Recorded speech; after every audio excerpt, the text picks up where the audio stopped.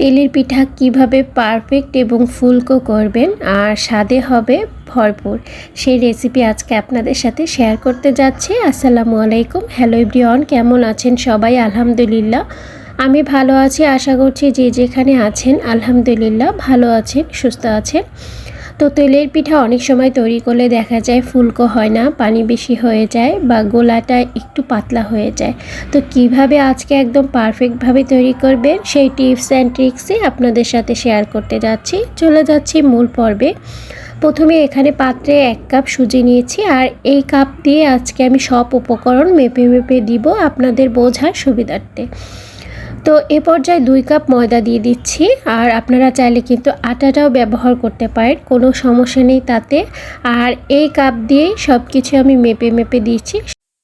এ পর্যায়ে স্বাদ মতো লবণ দিয়ে দিলাম। তারপর এখানে আমি চিনি দিয়ে দিব 1 কাপ পরিমাণ, আর দিয়ে দিব হচ্ছে 1/2 কাপ পরিমাণ গুঁড়ো দুধ। গুঁড়ো দুধটা দিলে হবে কি পিঠার টেস্টটা অনেক বেশি ভালো আসবে। আপনারা কেউ যদি চান এটা চাইলে কিন্তু স্কিপ করতে পারেন। তো এই পর্যায়ে 1/2 কাপ গুঁড়ো দুধ দিয়ে দিচ্ছি, আর এটা মানে এই কাপের মেপে আমি পানিটা দিব।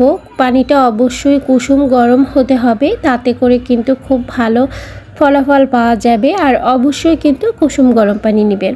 তো 2 কাপ পানিতে কিন্তু আমার ডোটা একদম তৈরি হয়ে যাবে। এখন হ্যান্ড উইচের সাহায্যে আস্তে আস্তে করে সব উপকরণগুলো একটু ভালোভাবে মিশিয়ে নিতে হবে।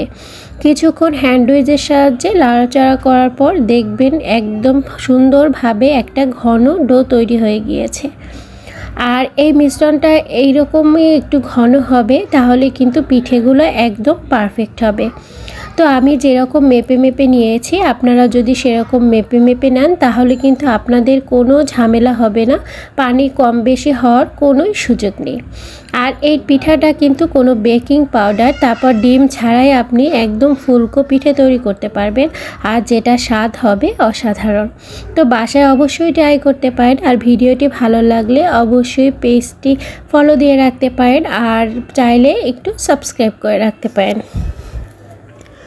তো এই যে একদম পাতলা হয়নি, একদম ঘন একটা ডো তৈরি হয়েছে। তো ভাজার জন্য তেলটা গরম করে নিয়েছি, আর এখানে একটা স্টিলের ছোট বাটি নিয়েছি, তো যাতে করে পিঠাগুলো একদম গোল হয় আর এক সাইজের হয় আপনাদের বোঝানোর সুবিধার্থে। তো বাটিটাকে প্রথমে তেলের ভিতরে এরকম গরম করে নিতে হবে। চুলার আঁচটা একদমই মিডিয়ামের থেকে একটু লো করে রাখতে হবে, বেশি আঁচে কিন্তু ভাজা যাবে না। তো এ পর্যায়ে একটু মিশ্রণ আমি বাটিতে দিয়ে তারপর তেলের ভিতরে ছেড়ে দিচ্ছি। তো এটা যখন আস্তে আস্তে গরম হয়ে উঠবে, পিঠাটা আস্তে আস্তে ফুলে উঠবে। আর একটা পিঠা আপনাদের এরকম বাটিতে তৈরি করে দেখাবো। আপনারা যদি সব পিঠে এক সাইজের করতে চান আর একদম ফুলকো সুন্দর করতে চান, তাহলে এরকম বাটিতেই তৈরি করবেন, তাতে করে কিন্তু পিঠাটা একদম গোল হবে। তো এই পর্যায়ে আমি একটু পিঠাটা উল্টে দিচ্ছি। যখন এটা ভিতর সাইডটা হয়ে আসবে, এটা কিন্তু আস্তে আস্তে এমনিতেই খুলে আসবে। তো আপনাদের দেখাচ্ছি এটা কতটা ফুলেছে।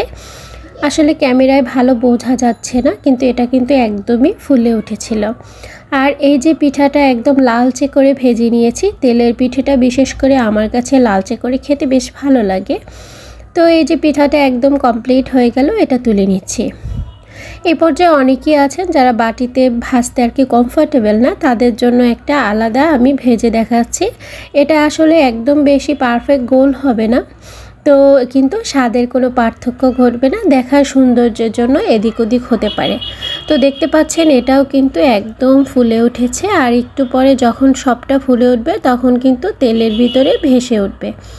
আর এটা কিন্তু অনেকটা ফুলে উঠেছে, আর এই পিঠাটা খেতে কিন্তু খুবই ভালো লাগে। যারা তেলের পিঠা খেতে পছন্দ করেন, আমি বলবো এই রেসিপিটা অবশ্যই ফলো করতে পারেন, আর ফলো করে পিঠা বাসায় তৈরি করে দেখতে পারেন। তো এক সাইড হয়ে গেলে অন্য সাইডটা আমি একটু উল্টে দিচ্ছি, আর একটু লালচে করে ভেজে নেবেন পিঠাটা, তাহলে কিন্তু খেতে খুব বেশি ভালো লাগবে। তো এই তো পিঠা এক সাইড হয়ে গেল, আর দেখেন বুদবুদিটাও কিন্তু কমে গিয়েছে, তার মানে পিঠাটা কিন্তু হয়ে এসেছে। তো এখন আমি একটু উঠিয়ে নিব। তো আমি আপনাদের জন্য বাটিতে একটা ভেজে দেখালাম, আর এমনিতেও একটা ভেজে দেখালাম। তো আমি যখন বাসা সচরাচর তৈরি করি তখন দেখা যায় এভাবেই তৈরি করি, বাটির ভিতরে দেই না, কারণ তৈরি করার সাথে সাথে যেহেতু খাওয়া হয়ে যায়, তো এই যে উপরেরটা কিন্তু আমি বাটির ভিতরে ভেজেছিলাম, এটা একদম ফুলকো গোল সুন্দর হয়েছে দেখতে, আর নিচেরগুলো অনেক ফুলকো হয়েছে।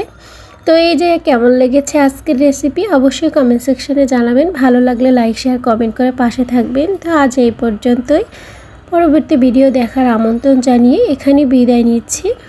সবাই ভালো থাকবেন, সুস্থ থাকবেন। আল্লাহ হাফেজ।